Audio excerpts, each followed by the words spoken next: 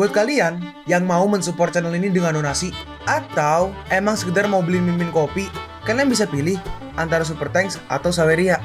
Gue sih nggak masalah kalian pilih yang mana. Cuma kalau bisa, lewat Saweria aja. Soalnya kalau YouTube, potongannya gede, 30%. Kalau Saweria, cuma 5%. Untuk link Saweria, kalian bisa klik aja di atas kanan nih. Atau bisa cek di kolom deskripsi. Tapi kalau mau support, nggak harus donasi kok. Dengan kalian nonton sampai habis, dan memberikan like pada video ini, itu udah ngebantu banget buat support channel ini. Oh iya, kalian juga bisa join nih ke grup Telegram komunitas cerita manhwa yang baru. Untuk linknya, gue tampilin di layar ya. Tapi kalau malas ngetik, cek aja kolom deskripsi. Di sana, kalian bisa sharing nih topik seputar manhwa dan kawan-kawan, dan juga ketemu teman baru. Kalau mau info terbaru dari Mimin, misalnya upload kapan atau misalnya ada telat upload, Mimin pasti akan langsung infokan di Telegram. Makanya, jangan lupa join ya. Gak perlu berlama-lama lagi, kita mulai aja ceritanya. Halo guys, Sabik di sini, dan sebelum mulai ceritanya, gue mau ngumumin nih kalau Mimin sekarang ngadain giveaway. Mimin mau giveaway satu buah HP baru saat nanti udah menyentuh 50.000 subscriber. Untuk ikut atau berpartisipasi ada beberapa syaratnya nih, tapi simple banget. Syarat dan ketentuannya kalian bisa lihat nih di Instagram Mimin. Instagram Mimin tuh nih, Mimin tulis nih HP Sabik 12, atau kalian bisa lihat aja nih di link di deskripsi, udah Mimin cantumin di bawah. Di Instagram Mimin itu ada postingan dengan logo cerita manhwa. Nah, di sana kalian bisa lihat tuh syarat dan ketentuannya. Gak susah kok, syaratnya simple banget. Gak pakai ribet, gak pakai susah. 2 menit selesai. Pemenangnya akan Mimin umumin saat udah menyentuh 50.000 subscriber. Tunggu apa lagi? Makanya yuk, buruan subscribe biar cepet-cepet giveaway-nya. Nanti bakal ada giveaway terus kok, tenang aja. Oke, segitu aja. Kita lanjut ke ceritanya. Karena kau sangat ingin bertukar makanan dengan kami, maka aku dengan enggan akan setuju sekali. Pera merespon nih, oh gak apa-apa, kau gak perlu memaksakan diri untuk melakukannya. Aku bertukar dengan Cian-Cian, kau bisa memilih apapun yang kau inginkan. Kau, Cian-Cian berkata, milikku adalah milik kakak seniorku, mari kita makan bersama. Muyao merespon, siapa yang mau makan mie-nya? Terus, Cian-Cian makan, lezat. Sungguh, apa ini benar-benar enak? Cian-Cian menjawab, enak banget. Ini semangkuk lagi, kau bisa memakannya. Muyao berkata, aku cuma bosan makan tahu. Jadi aku ingin mengubah rasa, bukan karena ingin makan mie-nya. Terus pas dicoba, dalam hati Muyao, cairan merah ini terbuat dari apa? Kenapa begitu harum? Selain itu, mie-nya sangat kenyal dan dagingnya sangat empuk dan enak. Enggak. Bukankah ini hanya beberapa makanan? Jelas-jelas sebelumnya asalkan bisa mengisi perutku. Jelas-jelas sebelumnya aku merasa tahu talas milik Cian-Cian cukup enak. Kenapa aku merasa nggak enak sekarang? Lalu mereka jalan, Aniu berkata, Tuan Chiang, ada kota kecil di depan sana. Apa Anda ingin pergi ke sana untuk mencari penginapan? Cian-Cian merespon nih, iya, ayo pergi ke kota. Kakak senior juga mau ke sana. Muyao berkata, aku tidak ada kaitannya dengan itu. Tapi baiklah, ayo kita ke kota. Lalu muncul nih 3 opsi. Opsi 1, pergi ke kota bersama-sama. Opsi kedua, biarkan Kong Cian-Cian dan Muyao pergi ke kota. Dan opsi ketiga, jangan pergi ke kota, hadiah penyelesaian poin atribut dasar acak +1. Dalam hati Peiran, sudah kuduga. Untungnya aku sudah mempersiapkan untuk ini sebelumnya. Peiran berkata, enggak, saudara Aniu, kami tidak akan pergi ke kota. Loh, kenapa? Peiran menjawab, kita di sini untuk melakukan suatu urusan, bukan untuk berkeliling Chianghu dan pergi ke Chiangpei secepat mungkin adalah yang harus kita lakukan sekarang. Kalau kamu tidak mau pergi, maka baiklah, biar ku beritahu terlebih dahulu. Ini bukan karena aku mendengarkanmu. Aku hanya menganggap kalau urusan kita lebih penting. Sekarang kita pergi nih ke Home Master Shi. Dia bertanya, apa kau yakin kalau Xiao Peiran dan yang lainnya sudah kembali? Yang kiri menjawab nih, tentu. Saya datang kemari untuk melapor karena Master Sekte dan para murid sudah kembali. Kalau begitu, kenapa Peiran belum kesini juga? Katanya kau akan bermain denganku setelah kau kembali. Kau pembohong besar, sama seperti ayah. Terus ini Home Master Shi keluar. Tunggu sebentar, nah di luar ada Pelindung Yu tuh. Loh, kenapa malah kau? Pelindung Yu bertanya, kenapa? Apa kau nggak mau bertemu denganku? Home Master merespon, bukan begitu. Aku hanya... Pelindung Yu melanjutkan, baiklah, nggak perlu dijelaskan. Aku tahu siapa yang kau tunggu. Home Master Shi berkata, aku sedang duduk di dekat pintu dan melihat bunga-bunga itu. Aku baru aja dari aula pertemuan dan Master Sekte secara khusus menyebutkan dan memuji beberapa murid. Di antaranya ada Xiang Peiran. Aku mendengar kalau dia membuat gebrakan besar di pertemuan pemuda Yingche. Xiao Peiran sungguh membuat gebrakan, sungguh mengejutkan. Iya benar, aku juga merasa aneh bahwa dia yang biasanya menghindari hal-hal seperti itu terpilih kali ini dan malah membuat gerakan begitu. Home Master Shi bertanya, jadi apa dia masih bersama Master Sekte? Pelindung Yu menjawab, tidak, aku tadi menemui Hallmaster Chang untuk menanyakan tentang itu. Dan dia berkata bahwa Chang Peiran diperintahkan untuk melakukan sesuatu. Jadi dia akan kembali setelah urusannya selesai. Dengan cepat, Hallmaster Shi mau pergi tuh. Ini salah Master Sekte. Dia udah lama tidak keluar. Kenapa dia masih memerintah orang? Aku akan ke sana dan membicarakannya. Tapi ditahan tuh sama si Pelindung Yu. Tunggu, tapi ditahan sama Pelindung Yu. Tunggu, kalau kau menemui Master Sekte dan membicarakan hal itu, kemudian jika Chang Peiran mengetahuinya, aku khawatir dia tidak akan kesini lagi. Bener juga. Pelindung Yu melanjutkan. Tunggu aku sebentar. Aku akan pergi bertanya. Aku akan segera kembali. Dan di sini ada Cicin dan juga si saudari dan Qiu Yao ya. Cicin berkata, ayo kita pergi menemui Pelindung Yu besok pagi dan memintanya menerima kita sebagai muridnya. Baik, yaudah, ya, mari kita lakukan itu. Terus tiba-tiba, siapa? Dan ternyata itu Pelindung Yu guys menghampiri mereka. Ini aku. Hah, kebetulan sekali. Salam Pelindung Yu. Pelindung Yu merespon, nggak perlu sopan. Silakan masuk Pelindung Yu. Pelindung Yu merespon nih. Dia berkata, oke, aku datang kemari untuk bertanya, kenapa Chang Peiran tidak kembali bersama kalian? Apa yang sebenarnya terjadi di pertemuan pemuda Yingche? Oh, Pelindung Dharma Yu, kakak senior menjadi pusat perhatian kali ini. Iya, senior mengalahkan murid Sekte Iblis yang sangat hebat dalam catur. Terlebih lagi, wasit bahkan gak punya waktu untuk mencatat catur buta yang dimainkan oleh kakak senior saat itu. Pelindung Yu bertanya, dalam permainan catur, meskipun dia memenangkan juara pertama, harusnya dia tidak akan menjadi pusat perhatian, bukan? Saudari yang kiri merespon nih hal dari pertama. Itu karena murid abadi kalah sangat buruk pada waktu itu. Gak peduli apa itu kompetisi bela diri atau kompetisi sastra, kami semua kalah dari murid Sekte Iblis. Kakak senior adalah murid pertama dari Sekte Abadi yang memenangkan juara pertama. Jadi Master Sekte menyuruh kami untuk tidak memberitahukan hal ini kepada orang luar. Jadi Pelindung Yu, oh jadi begitu. Dalam hati Pelindung Yu, yang aku dengar dari Master Sekte bahwa Wu Qingce dari Luan Xingtang memenangkan kejuaraan kompetisi. Aku pikir semuanya berjalan dengan baik. Sepertinya Master Sekte hanya mengumumkan kabar baik dan bukan kabar buruknya. Pelindung Yu bertanya, apa yang terjadi selanjutnya? Saudari kedua menjawab, kemudian ketika waktunya pertandingan kakak senior Wu, semua orang menonton dengan saksama. Pada saat ini, seorang Profong Game Master tiba-tiba menyerang saudari saya dengan telapak tangan. Kami tidak bereaksi sama sekali pada saat itu. Hanya kakak senior yang langsung melindungi saudari saya. Dan dia terkena serangan itu. Pelindung Yu bertanya, menerima telapak tangan dari Profong Game Master? Iya benar. Saat itu, kami semua ketakutan dan aura kakak senior juga menghilang. Tetapi ketika Sekte ingin membahaskan dendam kakak senior tiba-tiba bangkit. Kemudian orang mengatakan bahwa jika bukan karena fakta bahwa kakak senior belum mokat, Sekte Abadi dan Sekte Iblis pasti akan saling bertarung. Dan mungkin mereka akan memiliki perseteruan maut. Jadi tidak berlebihan untuk mengatakan bahwa kakak senior lah yang telah menyelamatkan seluruh negara bagian Fengyang. Pelindung Yu bertanya, apa nggak ada yang menganggap aneh kalau Chang Peiran bisa selamat dari serangan telapak tangan dari seorang Profound Grandmaster? Cici merespon nih menjawab, tentu saja semua orang merasa sangat aneh.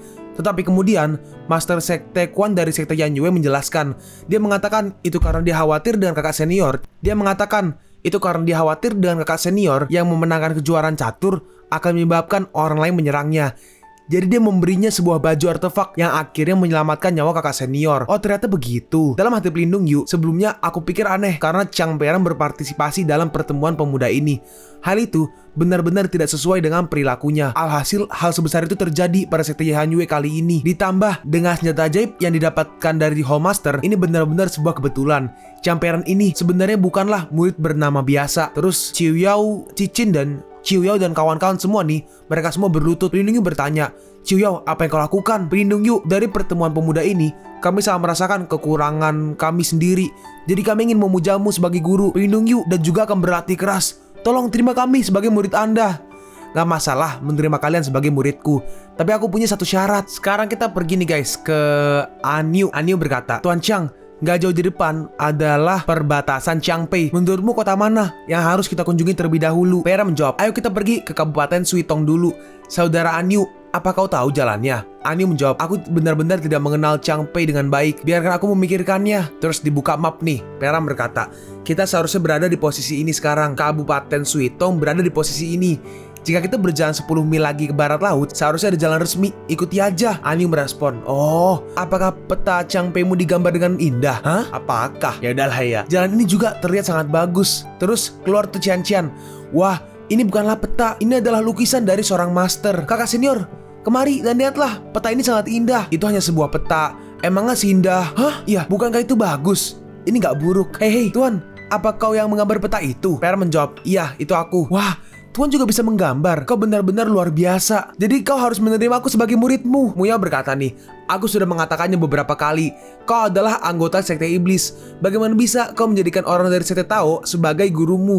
Dan dia masihlah seorang murid muda. Qianqiang merespon, gak masalah. Jika Tuan Qiang tidak mengatakannya, senior tidak mengatakannya, dan saudaraannya juga tidak mengatakannya, tidak akan ada yang tahu. Dalam hati Peran, saat Qing Huan ku minta untuk menyelidiki sebelumnya, dia sudah memiliki pemahaman awal tentang lingkup pengaruh Geng Huang. Kabupaten Suitong ini adalah tempat yang paling terpencil dan tidak ada banyak anggota Geng Huang yang berada di sana. Ngomong-ngomong, aku belum mengeluarkan perintah militer dengan 2 raksasa yang pasti akan aku temukan. Gak masalah untuk mengetahui beberapa informasi yang cukup untuk dijelaskan. Aku harap mereka berdua akan patuh saat kita tiba di wilayah Geng Huang nanti. Dan sekarang kita pergi nih ke sebuah tempat. Dan di sini ada nih guys, nih. Orang ini adalah Shen Lingwan, pemimpin Geng Huang. Sui Chu, mata-mata istana kekaisaran. Ini orang ini adalah Shen Lingwan, pemimpin Geng Huang. Terus Sui Chu, mata-mata istana kekaisaran. Mungkin gini guys, mungkin orang ini punya dua kepribadian gak tuh? Bukan bipolar, apa namanya? Nama samaran. Di aslinya dia adalah pemimpin Geng Huang, Shen Lingwan. Mungkin Sui Chu tuh nama mata-matanya di istana kekaisaran. Mungkin gitu ya. Shen Lingwan ini berkata, apa nggak bisa kau mengubah posisimu setiap kali kau datang ke sini? Posisimu selalu sama, Sui Chu. Kau menjadi semakin angkuh. Aku atasanmu. Beraninya kau berbicara seperti itu padaku. Oh, ini dipanggilnya Sui Chu ya. Mata-mata istana kekaisaran. Mungkin kepribadian keduanya. Sui Chu merespon, "Cih, ini adalah percakapan yang sama lagi. Jadi jika kau tidak senang melihatku, habisi aja aku sampai mokat dengan pisau. Bagaimanapun, aku sudah lelah hidup." Si orang misterius berkata, "Pengadilan tahu kalau kau lelah namun bekerja keras. Tetapi kita semua sama. Kita telah bekerja keras untuk menggulingkan sekte Tao dan sekte iblis." Hah? Aku bekerja keras? Apa kau tahu betapa sulitnya aku membuat 3 Profang Grandmaster terlibat dalam operasi sekte iblis ini? 3 Profang Grandmaster yang rela mokat. Kalau kau punya kemampuan, kau bisa pergi dan menemukannya sana. Kau juga mengatakan bahwa aku bekerja keras. Seorang misterius merespon nih, "Jangan terlalu bersemangat. Meski aku tahu kau itu hebat dan tangguh, tapi misi sebelumnya gagal. Dan ini adalah kesempatan terakhir kita." Sui Chu membalas, "Seorang Profang Grandmaster gagal menghabisi seorang murid Citraining dengan 1 serangan. Ini adalah kehendak dewa yang membuat kita gagal." Orang misterius melanjutkan, "Ini sedikit misteri. Aku bertanya-tanya, apa ada hantu di tengah-tengah kita yang menyebabkan kekacauan ini?" Sui Chu bertanya, "Apa kau menemukan siapa hantu itu?" Orang misterius itu menjawab, "Aku nggak yakin kenapa aku datang ke sini untuk meminta bantuanmu jika aku tahu. Tapi kali ini terlalu besar dan bagian atasnya berantakan."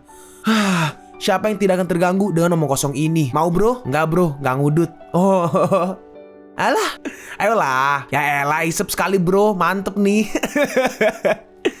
Ya, cuma kau yang merokok. Tapi ada apa dengan Geng Huang akhir-akhir ini? Mereka semakin damai. Bukankah udah aku bilang untuk melakukannya? Sui Cui merespon nih, "Apa-apaan itu? Bukankah aku baru aja melaporkannya terakhir kali? Putra ketiga dari sekte Suiyan datang ke wilayahku. Bagaimana bisa aku bergerak jika ada masalah dalam geng?" Si orang misterius bertanya, "Bukankah Killing Palace mengatakan bahwa mereka akan membantumu menghadapinya?" Sui Chu menjawab nih, "Apa-apaan? Killing Palace sangat serius. Mereka sudah mengeluarkan perintah penghabisan dan mereka mengatakan bahwa mereka semua adalah peraih medali emas. Fakta bahwa dia bahkan tidak tahu di mana dia mokat sekarang membuatnya semakin sulit bagi siapapun untuk menyentuhnya.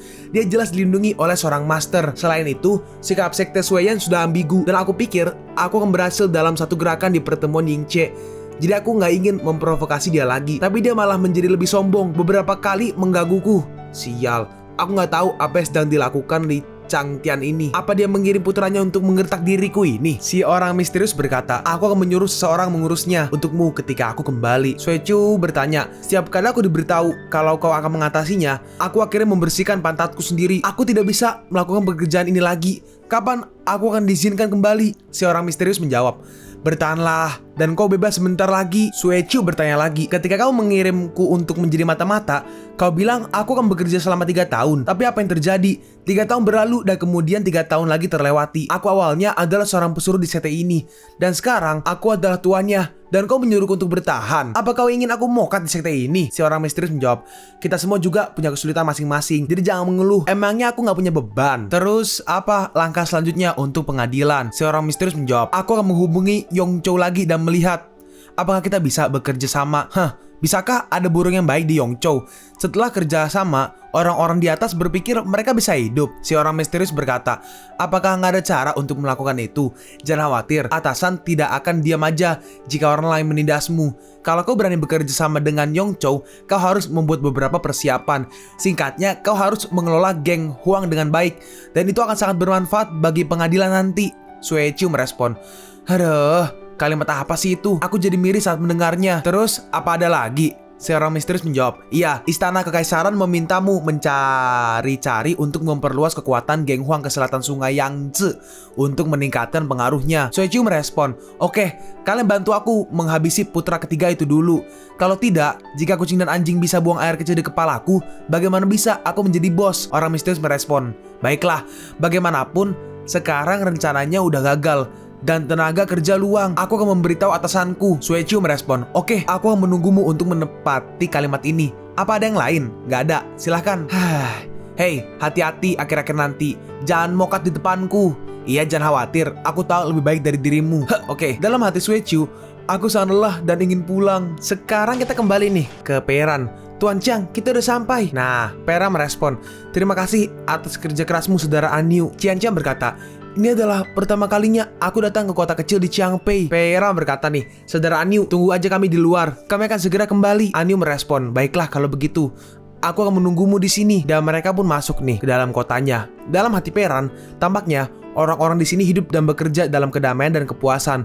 Tetapi Qing Huan jelas berkata kalau ada orang-orang dari geng Huang di tempat ini. Bagaimana bisa begitu damai? Peran berkata, kalian duduklah di sini dan minum teh. Aku akan mencari tahu sesuatu. Saudara-saudara, apa kalian keberatan dengan cangkir tambahan? Orang kiri merespon, oh, silakan duduk. Hari kecil, dilihat dari wajahmu, sepertinya kau bukan dari kota ini kan? Peran menjawab, iya, saudara memiliki mata yang bagus. Aku memang bukan dari kota ini. Aku keluar dengan keluargaku untuk berbisnis. Melewati kota ini, aku ingin pergi menyembah ke sebuah gunung dan meminta ketenangan hati. Orang yang tengah nih, dia berkata, menyembah gunung, gak perlu. Tidak ada seorang pun di kota kami yang akan datang untuk mengambil uangmu. Mungkin menyembah gunung mungkin maksudnya membayar upeti kali ya. Hah? Emang ada hal baik seperti itu? Aku mendengar kalau ada anggota geng Huang di dekat sini. Apa kau benar-benar yakin mereka tidak akan merampok kami? Orang kiri menjawab, sepertinya adik laki-laki ini sudah lama tidak kesini. Dulu memang ada orang-orang dari geng Huang di kota kami. Namun sejak si kembar Moyun datang ke tempat ini, geng Huang sudah dibersihkan. Si kembar Moyun. Dalam hati Peran, aku udah lama berada di Changpei, tapi aku belum pernah mendengar tentang dua orang seperti itu. Orang itu melanjutkan, itu benar. Si kembar Moyun adalah sepasang saudara yang sangat kuat. Mereka melawan ketidakadilan di mana-mana. Orang-orang dari geng Huang tidak pernah kenal lelah dan orang-orang di sini sangat berterima kasih kepada mereka. Pera merespon, jadi begitu. Maka aku bisa merasa lebih aman sekarang. Orang itu melanjutkan, itu benar. Jangan khawatir dengan adanya si kembar Moyun di sini. Kita orang biasa akhirnya bisa menjalani kehidupan yang baik. Pera berkata lagi, aku nggak tahu di mana kedua orang hebat itu tinggal. Namun jika aku sedang melakukan suatu perjalanan bisnis, aku ingin bertemu langsung dengan mereka untuk berterima kasih. Orang itu memberitahu, aku mendengar bahwa si kembar Moyun ada di kota Luoxia. Peran merespon, terima kasih atas petunjuk kalian. Dan akhirnya Peran pun kembali. Peran bertanya, apa kalian pernah mendengar tentang si kembar Moyun dikutus iblis? Muya menjawab, belum pernah dengar. Oke, ayo pergi ke kota berikutnya. Muya membalas, aku belum menyelidikinya. Terus ini Peran berkata, ingatlah apa yang ayahmu katakan. Aku bertanggung jawab atas otak untuk penyelidikan ini, dan kau bertanggung jawab atas kekuatan. Jadi dengarkan aku. Terus Qian Qian bertanya, lalu aku bertanggung jawab untuk apa? Peran menjawab, kau bertanggung jawab untuk makan. Oke kapten, aku pandai dalam hal itu. Dan sekarang mereka harusnya udah pergi ke kota selanjutnya ya. Qian Qian berkata, Tuan, aku ingin makan kacang cingko panggang. Ya udah belilah. Dalam hati Peran, benar aja ada yang aneh. Saat aku membawa 5 bunga emas dulu, aku langsung mendapat tugas opsional ketika memasuki kota. Tapi sekarang aku sudah berjalan lama tanpa gangguan apapun. Siapa yang bisa memukul mundur geng Huang ini? Orang yang kiri ini di meja lain ya. Orang yang kiri bertanya, "Hei, apa kau sudah dengar? Katanya si kembar akan kembali hari ini." "Hah? Kau mendengar dari mana itu?" Dia menjawab, "Kakakku yang memberitahuku, dan ini bisa dijamin. Berkat kedua pejuang itu, ladang keluargaku akhirnya kembali. Jika tidak, aku akan mokat kelaparan saat musim dingin kali ini. Ya udah, ayo kita pergi." Dan terus di sini si pelayan ngasih makanan. Peran bertanya, "Hei kawan, aku dari kota Antong. Aku selalu ingin menyaksikan sikap si kembar itu. Aku dengar mereka sering datang ke sini, bukan? Itu kurang tepat. Kota Luoxia kami adalah rumah dari si kembar Moyun. Mereka sering datang ke sini untuk minum. Jadi kau mungkin cukup beruntung untuk bertemu dengan mereka. Pera bertanya, "Oh, bagus sekali. Aku tadi mendengar kalau si kembar itu akan kembali hari ini." Pera merespon, "Oh, bagus sekali." Pera bertanya, "Oh, bagus sekali. Aku tadi mendengar kalau si kembar itu akan kembali hari ini. Apa itu benar?" Si pelayan menjawab, "Itu belum tentu. Berita menyebar setiap hari. Namun, secara umum setiap 3 hari sampai 5 hari, kedua pahlawan tersebut akan kembali. Dan memang inilah saatnya untuk mereka kembali pada saat ini." "Oh, itu aja. Oke, terima kasih." Terus pelayannya pergi. Pera berkata, "Sekarang kita udah sampai di kota Luoxia. Sisanya tergantung kapan si kembar itu akan kembali." Muyao bertanya, "Ini sudah larut. Bagaimana bisa mereka kembali?" Pera membalas bertanya, "Apa kau ngantuk?" Muyao menjawab, "Tidak." "Oh, ya udah. Kalau begitu, tunggulah mereka sebentar lagi. Daripada bengong, mau ngobrol." Siapa juga yang mau mengobrol denganmu? Tetapi kalau kau benar-benar ingin mengobrol, bukan berarti aku nggak bisa mengobrol denganmu untuk sementara waktu. Pera membalas, "Oh, enggak kok. Aku juga nggak ingin banyak bicara." Terus ini Ciancam bertanya, "Tuan, ceritakan padaku. Aku ingin tahu kenapa kau bisa dalam segala hal. Mungkin bisa melakukan apapun ya dalam segala hal ya." Pera menjawab nih, "Karena aku tidak bisa berlatih, jadi aku mempelajari hal-hal itu di luang waktuku." Ciancam bertanya lagi, "Apa kau benar-benar tidak pernah berlatih?" Pera menjawab, "Aku juga berlatih, tetapi aku tidak memiliki bakat dan aku selalu kalah dengan saudara-saudara lainnya. Dan kemudian aku menyerah perlahan." Muya membalas, "Tapi kau jelas, tapi harus dipotong sama Cian-Cian. Tapi tuan, kau sangat cerdas. Gak masuk akal kalau kau tidak punya bakat untuk berkultivasi." Pera menjawab, "Siapa bilang orang pintar punya bakat kultivasi? Itu gak bisa dipaksakan." Terus tiba-tiba seseorang berkata, "Itu, si kembar Moyun kembali. Si kembar Moyun kembali." Dan pas dilihat ternyata itu si Li Fucheng, guys. Li Fucheng? Ternyata dia. Ini keterlaluan. Putra ketiga dari sekte Sueyan ini sangat sopan dan sudah pasti gayanya untuk mengaum ketika dia melihat ketidakadilan. Dan dia adalah seorang kultivator Qi yang mampu membersihkan geng Huang. Entah karena ayah Li Fucheng sendiri atau karena paman ketiganya yang mengikutinya dan membantunya menghalangi beberapa bencana. Entah seseorang di geng Huang mengenalinya dan memiliki keraguan tentang identitasnya. Jadi mereka gak berani menyentuhnya, yang memungkinkan dia untuk melewati semuanya dan menjadi salah satu pahlawan ganda yang terkenal. BTW ada note guys, sebelumnya kan si kembar Moyun, tapi ternyata Li Fucheng itu namanya Moyun, sedangkan si kembar itu harusnya Shuang, juniornya dia. Nah jadi disebut junior Shuang tuh yang cewek ya guys, seingat gue. Jadi ya disebut sebagai dua pahlawan ya mulai sekarang. Dalam hati Peran, tetapi ketika aku melihatnya terakhir kali, dia bahkan gak bisa mengalahkan beberapa ampas lemah dari Chi Training tingkat ketiga. Dan sekarang, dia sudah menembus ranah profound. Apakah ini kekuatan halo protagonis? Lalu ini Peram berkata, "Kembali ke penginapan. Dia adalah pria dari generasi baru di distrik Changpei. Bahkan jika aku kesana untuk menemuinya sekarang, mereka akan mengabaikanku." Tapi di sini Muyao cuma diem. Dalam hati Peran, sepertinya aku masih belum sepenuhnya menjinakkan iblis ini. Selama dia sedikit terstimulasi, dia akan keluar dalam beberapa menit dan menunjukkan betapa banyaknya masalah yang dia timbulkan. Lalu akhirnya mau masuk, Cian-Cian berkata, "Kakak, ayo pergi." Dalam hati Muyao, dia hanya memperlakukanku seperti anak kecil. Gak heran, aku selalu merasa kalau aku gak bisa marah akhir-akhir ini. Dia tidak bernalar denganku, dia terkadang mengajariku sesuatu. Rasanya ini sama seperti saat ayah pertama kali menjemputku. Sekarang kita pergi nih ke Li Fucheng dan juga nih yang di kanan nih Shuang, juniornya kalau nggak salah ya. Shuang berkata, "Senior, mari kita makan sesuatu dulu." "Oh, terima kasih. Kau sudah bekerja keras. Kau masih harus memasak pasta wijen untukku setelah hari yang melelahkan." Memasak pasta wijen untuk senior tidaklah melelahkan.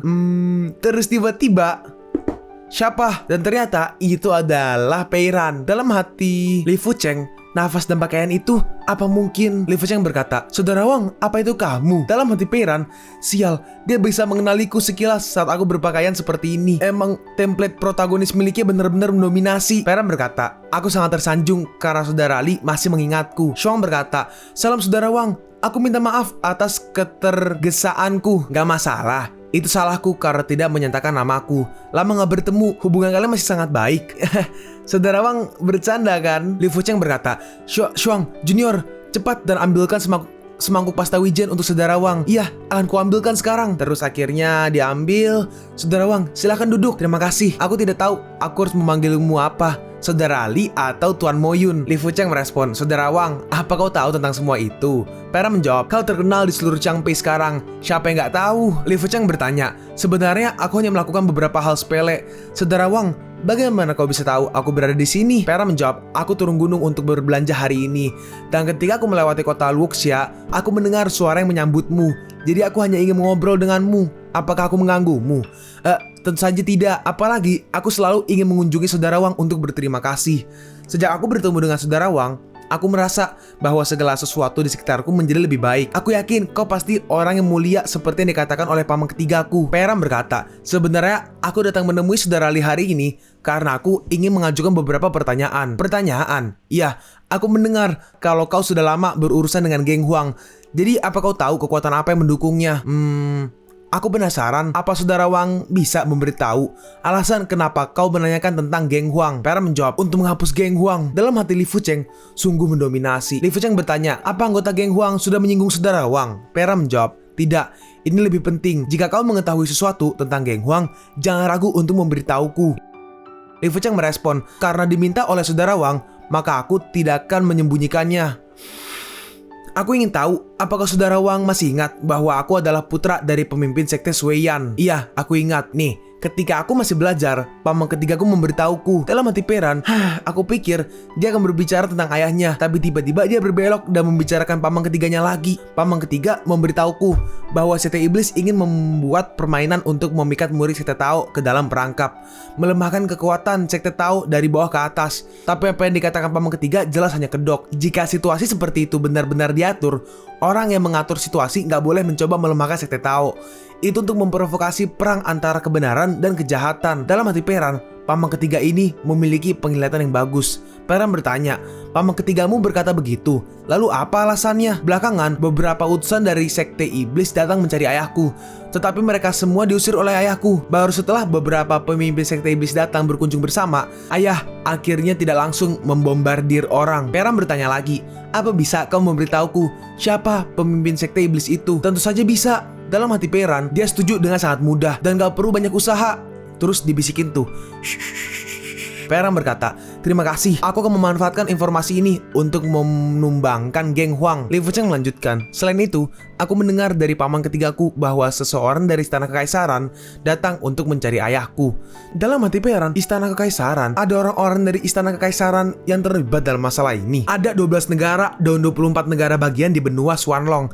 Tapi di benua ini, di mana yang kuat dihormati, kaisar di sebagian besar negara hanyalah boneka. Tanggung jawabnya adalah mengatur negara. Dan jika kaisar adalah ayam yang lemah dan tidak memiliki praktisi yang kuat di bawah komandonya, maka pengadilan bukanlah apa-apa. Tetapi boneka tetaplah boneka. Meski rasa hormat harus ditunjukkan, di belakang kaisar itu biasanya terdapat kekuatan terkuat di negara tersebut. Namun tidak setiap kaisar mau menjadi boneka. Beberapa kaisar berhibernasi selama beberapa tahun dan menjadi master sendiri, menyapu alam lurus dan jahat dan menyelesaikan sentralisasi kekuasaan. Atau yang kuat di suatu negara percaya bahwa pengadilan kekaisaran yang kuat adalah fondasi suatu negara, dan kekuasaan harus dipusatkan ke satu tempat untuk mengelola negara dengan lebih baik. Maka pengadilan kekaisaran negara ini juga akan sangat kuat dan bahkan dapat mengatur pasukan praktisi. BTW, kultivator kayaknya diganti ke praktisi ya, biar ngikutin dari komik Cinanya. Itu note dari translatornya. Lanjut, tentu saja jika seorang kaisar tertentu tiba-tiba menolak menjadi boneka, dia tidak memiliki kekuatan untuk berkultivasi.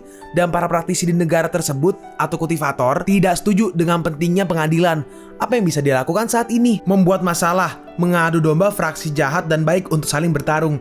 Ketika mereka telah kalah dalam pertempuran dan negara ini membutuhkan ketertiban, kesempatannya akan datang. Negara bagian ini disebut Sheng, yang merupakan salah satu dari 12 negara bagian di wilayah tersebut. Sehingga pengadilannya sangat lemah. Kaisar Sheng baru berusia 23 tahun dan sedang berada di masa jayanya, sehingga dapat dimengerti jika dia ingin melakukan sesuatu yang besar. Namun kekuasaannya adalah kejahatan yang nyata, dan bahkan kondisi Feng Zhou yang miskin dan kumuh bisa menarik begitu banyak orang untuk bertempur dan mati demi kekuasaan. Belum lagi tempat-tempat yang kaya di pusat benua ini. Benua Xuanlong terlalu berbahaya. Kalian pun sampai di penghujung video ini. Kalian mau tahu lanjutan chapter ini? Atau manhwa menarik lainnya? Makanya jangan lupa subscribe biar kalian gak ketinggalan kalau gue upload video baru. Jangan lupa like, komen, dan share ke teman-teman kalian supaya channel ini bisa lebih berkembang ke depannya. Segitu dulu dari video cerita manhwa. Gua Sabik undur diri. See you on the next video. Zaijian.